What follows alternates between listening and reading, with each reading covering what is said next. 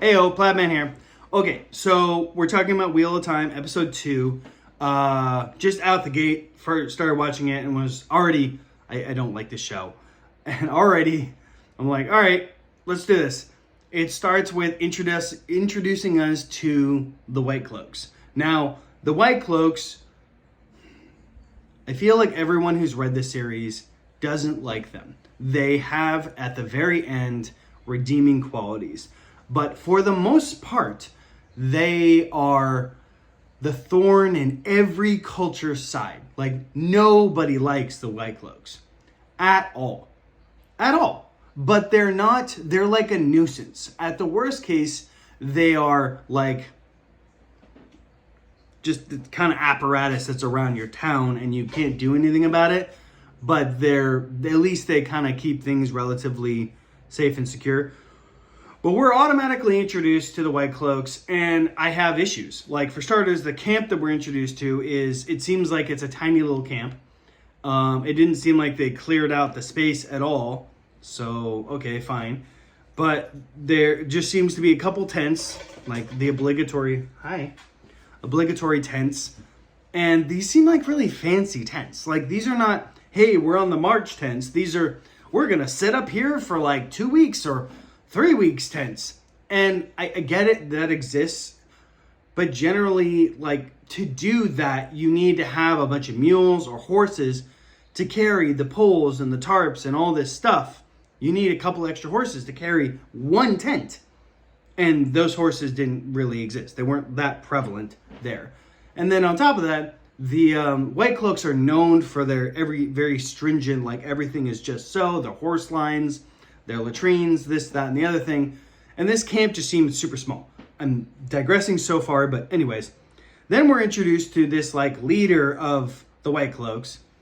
And it's another, like, race swap thing. Now, White Cloaks are an interesting thing because they're from so many different countries and different cities that it's totally understandable for them to be of different race and all that stuff. That's fine. And it's kind of an interesting choice to have the main leader of the White Cloaks to be that actor. But I don't really have an issue with it. I was like, oh, that's not who I would have cast. That's not what I was thinking of in my head.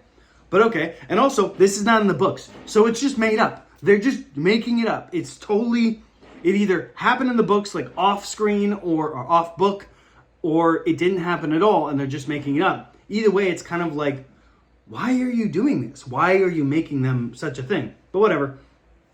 And then you see that he does this thing where he eats this, like, whatever, not important. But then he caught an Aes Sedai and chopped off her hands, like, off screen, like, whatever. You see that she doesn't have hands. And somehow she's not, like, screaming a storm. I mean, she's muffled, but your hands aren't gone. Aes Sedai are not known for, like, oh, well, yeah, I can just ignore pain. Like, no, they're human. Sorry, your hands are not there. I know people, myself included, who they get a paper cut and they're just like, for a while because it hurts. But not only that, but she's on this thing, this little rise thing, and tied behind her back, which doesn't really make sense to me again because her hands are gone. So whatever, doesn't matter. But then this guy's got a bunch of rings. So clearly he's been hunting down Aes Sedai and then collecting their rings. Not in the books. Don't understand why he would do that. Super weird. I want to point out that the rings are dumb. Like, super dumb. They're these, if you haven't seen it, they're like a normal ring, right? But then it's elevated like an inch, and there's like a color stone in the elevation, and that color stone indicates what Aja they're in. So it's like basically, hey, look at me. I'm obviously telling you my powers or not. Now, it's not uncommon for sisters of certain Aja to wear the color of the Aja that they're in, but it's not the normal. Like, usually they'll just wear clothes. And then if they're there in the tower, they'll have like a shawl that indicates, oh, I'm of this Aja or something like that. But not all of their decor is that. That was something I missed in the first episode, was in the beginning you have a bunch of Aes Sedai, which were clearly all red because they're all wearing red, and they chase down this guy, and then they take his power away from him and effectively kill him. And I'm just like, for starters, why are you wearing that? Why are there no men? Okay, you're red, so that's why, but you still have soldiers, so that's weird.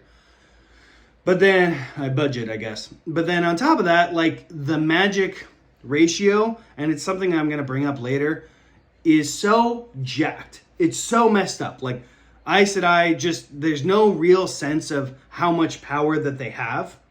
They really did a shite job of that. And to be fair, it's known in the books, but it's kind of more talked about. And I imagine it would be a hard thing to, like, demonstrate, because TV is all about showing.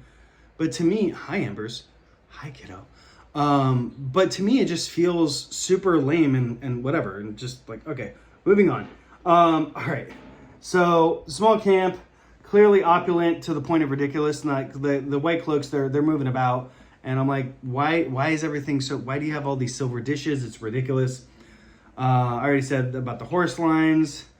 And it's like the creators didn't know anything about warfare or travel or stuff like that. They're just like, oh, well, let's just do it.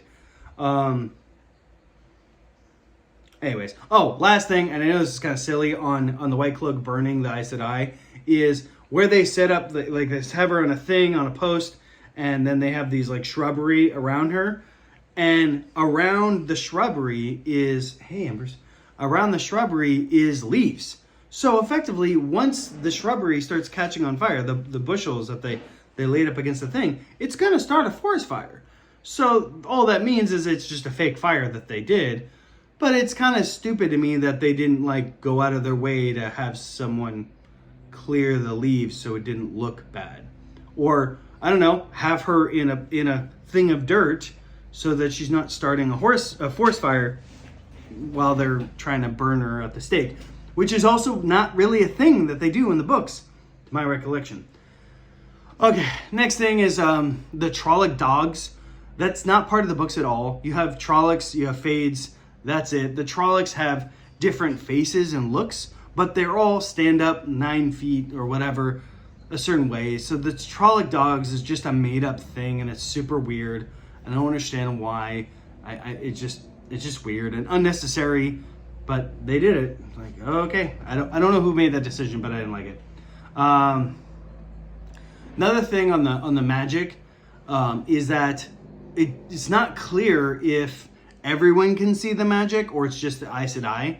So I feel like they could have spent a half second articulating or showing, preferably, that, oh, only the Aes Sedai can see the Aes Sedai magic versus we're doing it. I also think their power structures and what the Aes Sedai can do with their magic is a bit overblown. Like, it's super overblown, and it's not in keeping with the books at all. And it's actually, I think, going to get them into trouble.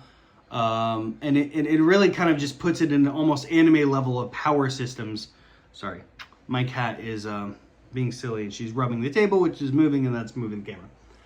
I will say the scenery is really pretty. I will also say that the dialogue is just dumb. The rare times when it's good, I'm like, oh, cool. That kind of makes sense. Not in keeping with the book, but fine. But then most of the time, it's just kind of stupid, circumstantial, whatever. Another weird thing is, like, they got, all of a sudden when our 4 main characters plus Lan and Moiraine, when they left the town, it's like, oh, okay. Suddenly they're in horses. And I'm like, where did you get horses from? And what? And it's just like, oh, they got horses. And then the other thing is, like, all the horses look the same. Like, so you got 4 black horses and then there's this weird reference to Egwene's horse.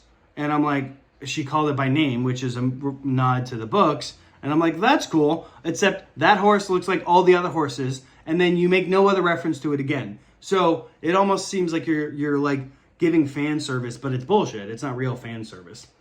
Oh,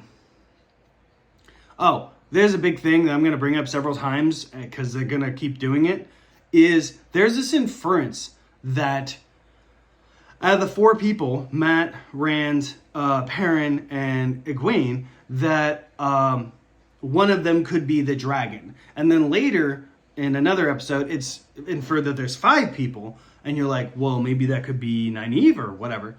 So there's this thing that like women can be the dragon, and then later in other episodes they bring that up, like, oh, women have been the dragon before.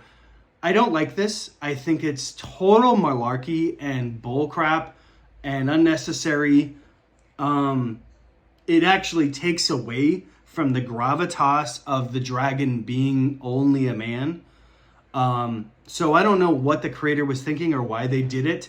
To me, it seems like some fourth wave feminism stuff, and I'm not happy with it. I think it takes away from the gravitas because there's so much stuff there, and a reason why it was kind of significant for the dragon to be a man, and then changing it is kind of like, that doesn't serve any purpose.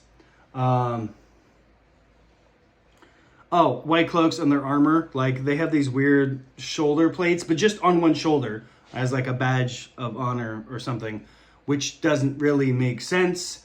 Yeah, so just stupid. And then on top of that, it's like, well, it would almost make sense if it was on like their sword arm or something like that, because the gladiators would sometimes have that. But no, it just seems showy and this weird flex thing, and it's just not in keeping, and it just is stupid. Clearly people who don't know armor at all and don't really whatever. The scene about the white clothes checking Moraine, that was interesting, but kind of whatever.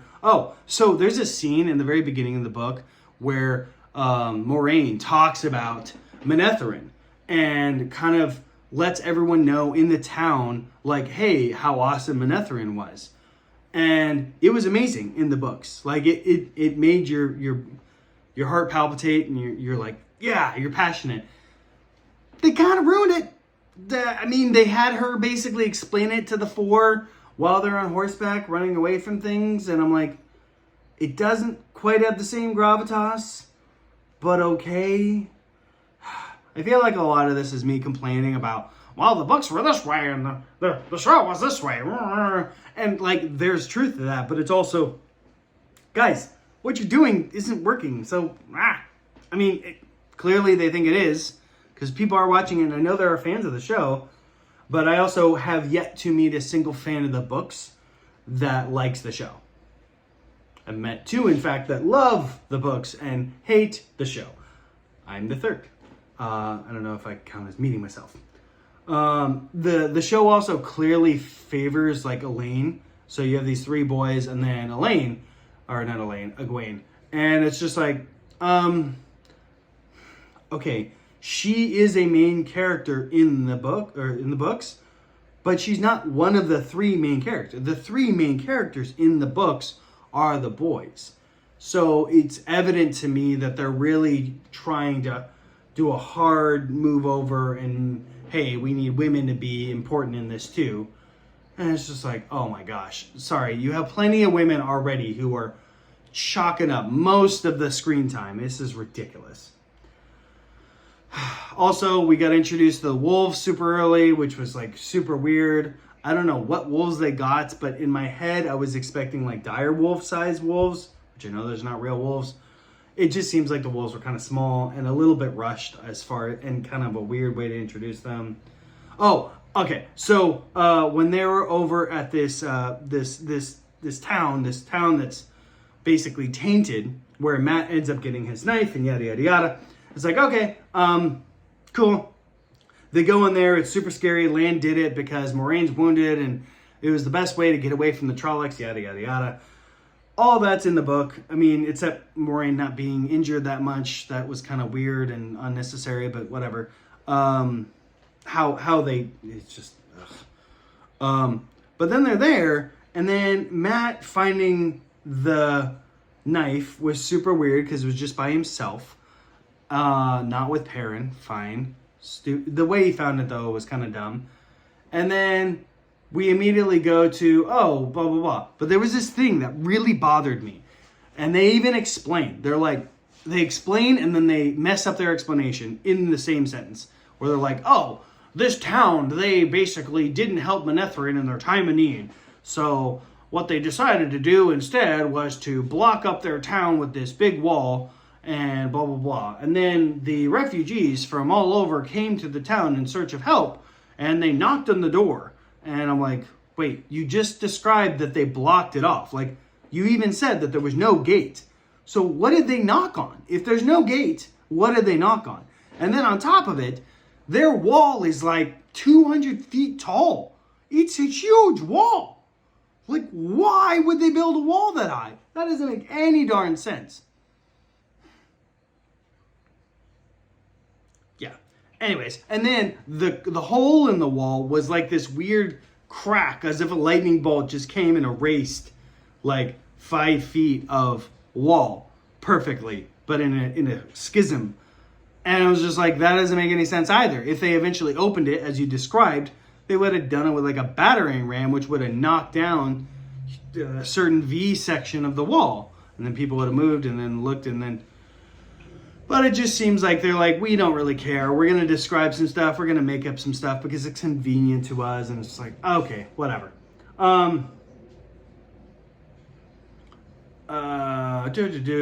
Okay, so last thing is Perrin's axe, which I'm kind of realizing that they just didn't do that. They're having him do a different thing, I guess, because he had a wife and he accidentally killed her, and you're just like, okay, he wasn't married and he didn't kill her because she wasn't, okay, whatever. I'm not okay with this at all. I'm very pissed off about it, but so that's the case. And the question is like, well, Perrin, one of his major core things is he had an axe. Half Moon Blade, very sharp, made by Master Blacksmith back in town. So he doesn't have an axe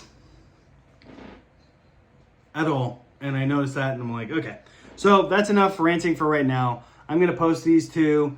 I'll do some more on episode 3 and 4, and then I'll watch more, and eventually you get a whole thing. Sorry it's so long. It's been bothering me, and I got to find a way to make it more fun and silly. It's just also very frustrating because I love the books, and I'm like on the show, and I'm trying to watch it because it's like content. I'm like, okay, cool. Let me check this stuff out. So my next video will actually probably be a different video on things I'm enjoying and things that I highly suggest you all watch. I love you all. Plaidman out. Talk to you later.